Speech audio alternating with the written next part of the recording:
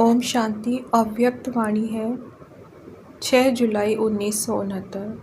Teachers के प्रति अव्यक्त बाप दादा के महावाक्य। सभी किसकी याद में बैठे हो? एक की याद थी या दो की?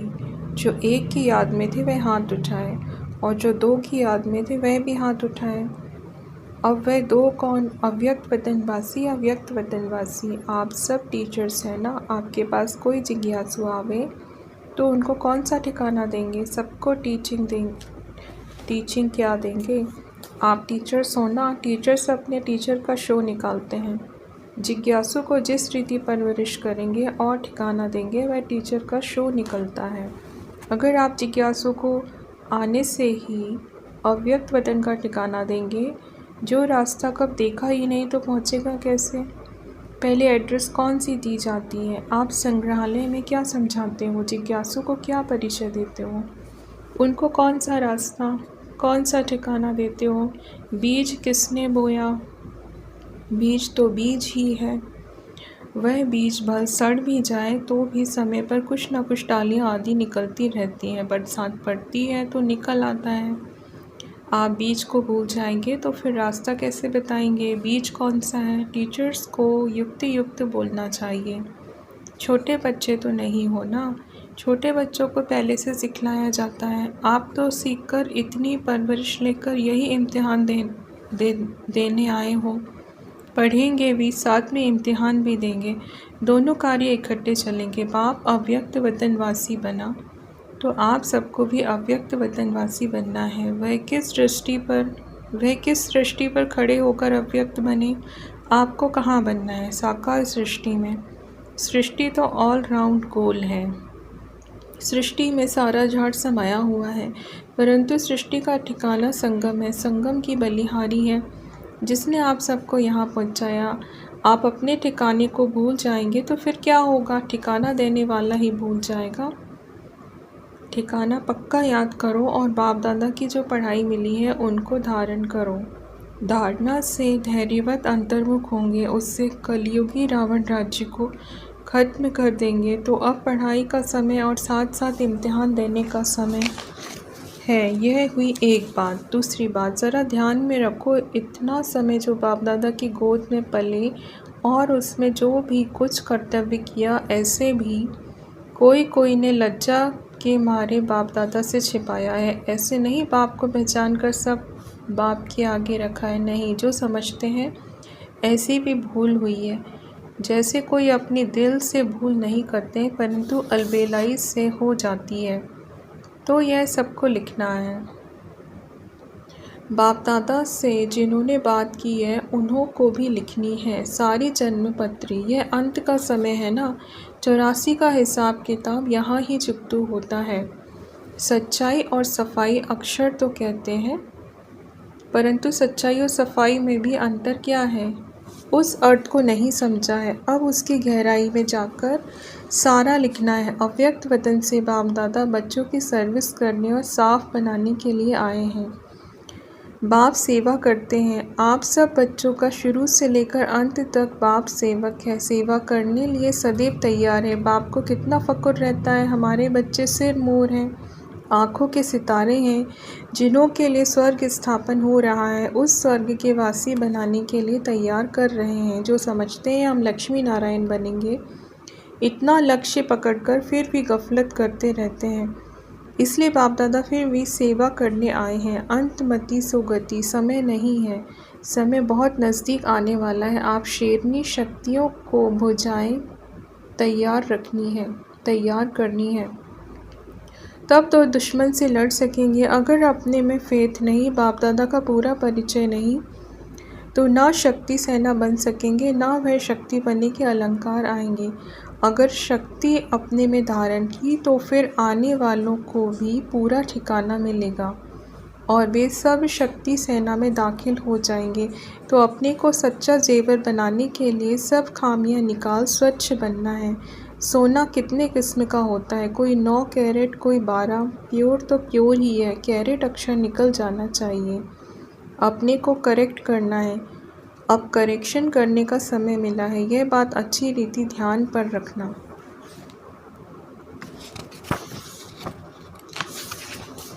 धरत पर ये धर्म ना छोड़िए। कौन सा धर्म, कौन सा धरत मालूम है? एक बार वायदा कर लिया, बाप दादा को हाथ दे दिया, फिर धर्म को नहीं छोड़ना है। पतिव्रता नारी जो होती है वह अपने धर्म में बहुत पक्की रहती है। आप सच्ची सच्ची सीता, सच्ची लक्ष्मी हो जो महालक्ष्मी बनने वाली हो। अपने लक्ष्य से अगर उतर गए हो तो फिर जंप मार लक्ष्य पर बैठ जाओ। बाप दादा आप बच्चों की सेवा करने के लिए सेवक बनकर शिक्षा दे रहे हैं। फरमान नहीं करते हैं परंतु शिक्षा देते हैं, क्योंकि बाप टीचर भी है, सद्गुरु भी है। अगर बच्चों को फरमान करे और ना माने तो वह भी अच्छा नहीं, इसलिए शिक्षा देते हैं। आज फाउंडेशन पड़ता है, छोटे बच्चों को तो टीका लगाया जाता है, उनको रास्ता बताना होता है, क्या करना है, कैसे करना है। आप सबको रास्ता तो मिल ही गया है, आप औरों को रास्ता बताने के निमित्त बने हो। अगर उस रास्ते में कोई गड़बड़ है, अगर मगर है, तो वह निकालनी है। अब भी नहीं निकलेगी तो आगे के लिए जो शक्तियों को बल मिला है वह खलास समझो। ऐसा बाप दादा को कहाँ कहाँ दिखाई दे रहा है। इसीलिए संगठन में सबके दिलों को एक दिल बनाने, पूरा रास्ता बताने लिए आपको बुलाया है। आप सबको खुशी होगी। छोटे छोटे बच्चों को कहाँ फंक्शन आदि पर ले जाना होता है तो बहुत खुशी होती है ना, वहाँ जाएंगे, नया कपड़ा पहनेंगे। आप सबको नया कपड़ा, श्रृंगार आदि कौन सा करना है। एक तरफ सेवक भी बनना है, सेवक अर्थात पतित आत्माओं का उद्धार करना।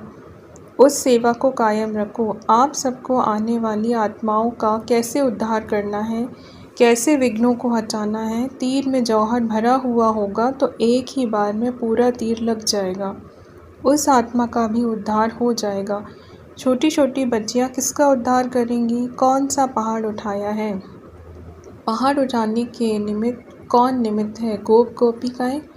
गोपिका भी तब हो सकती जब पूरा कर्तव्य करें। पहाड़ भी तब उठा सकते जब इतना बल हो। तो इन सब बातों की रोशनी देने लिए बाप को आना पड़ा है। बाकी टीका तो एक ही बार बाप दादा ने लगा दिया है। लाल टीका है या चंदन का? लाल टीका है। सूरत की शोभा चंदन है, आत्मा की शोभा।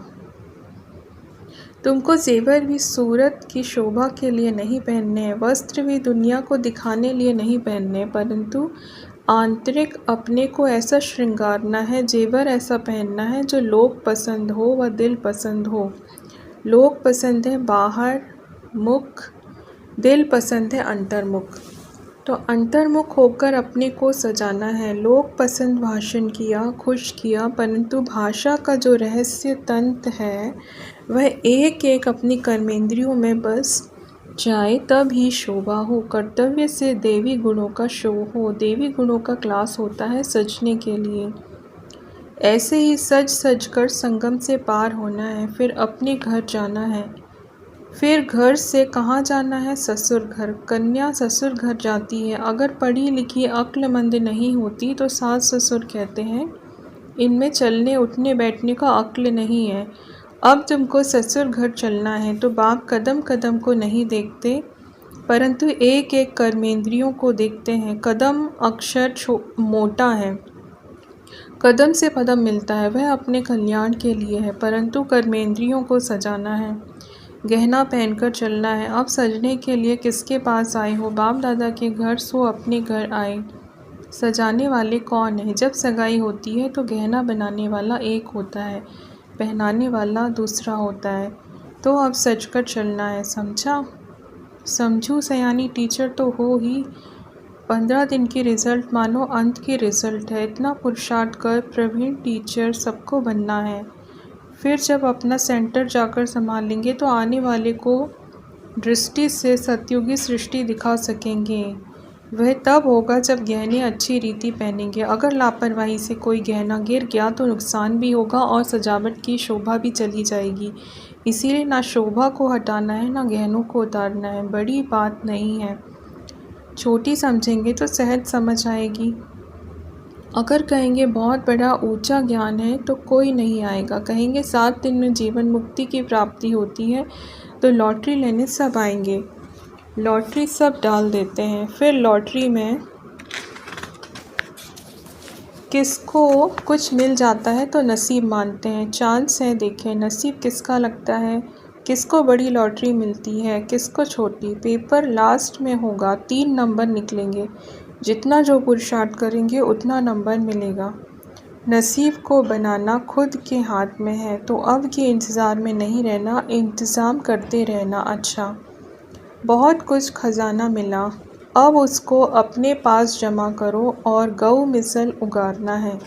आप सब गायें भी हो, गोपियाँ भी हो, पहाड़ को कैसे उठाना है, गऊ बन कैसे उगारना है, यह कर्तव्य इस भट्टी में करना है। बहु रूप धारण कर बहु कर्तव्य बजाना है, भट्टी के अंदर सब अनुभव करना है। जितना पुरुषार्थ करेंगे उतनी रिजल्ट निकलेगी। संपूर्ण अवस्था को प्राप्त करने का लक्ष्य क्या है, साधन क्या है, उसको जानना है।